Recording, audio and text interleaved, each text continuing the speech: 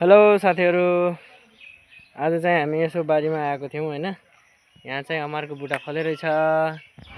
तपाईहरुले चाहिँ बचपनमा खानु भयो कि नै? हामीले चाहिँ यो सानोमा खाएको हैन। हेर्नु, फेरि अब बचपनको याद ताजा गर्दिम भनेर बचपनको याद ताजा गरौँ भनेर लागेका छौँ बुढाबुढी। तर यो आजभोलि त खाइँदैन। यो ठुलो भइसकेपछि सुकेर पातहरू झर्यो भने यसरी लट्ठी मात्रै झर्छ के। अनि चाहिँ हामी भुइँमा झरेको बेला टिपेर खान्थ्यौँ। कडक छ के, यतिकै पनि खाने लाग्छ, मिठो छ। यति मुन्टा मात्रै फेरि यो साथै आज हाम्रो करेसा बारीमा अब के लगाएको छौँ एकछिन हेरौँ है त।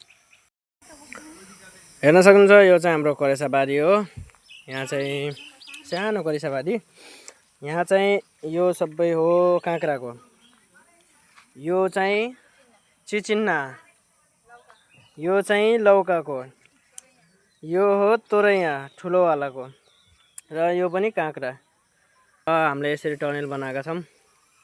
कस्तो लाग्यो आफ्नो प्रतिक्रियाहरू दिनुहोला। र साथै यता पनि थोरै थोरै छ लगाएको। त्यसपछि यो छ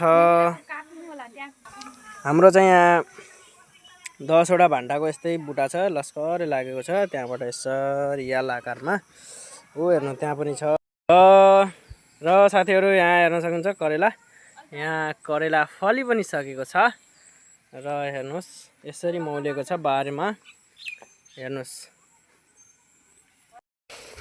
साथै साथीहरू यो चाहिँ मैले अस्ति नै फर्सीको देखाएको, हेर्नुहोस् यो चाहिँ यति ठुलो क्षेत्रफलमा चाहिँ फैलिएको छ। हेर्नुहोस् यो चाहिँ यसरी वहाँसम्म फैलिएको छ।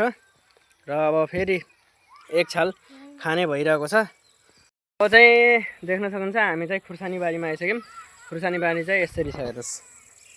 ल हेर्नुहोस्, धेरै ठुलो चाहिँ छैन, तर भर्खरै अस्तिको आँधीले चाहिँ खसालेको हुनाले हामी चाहिँ यसरी बानेका छौँ।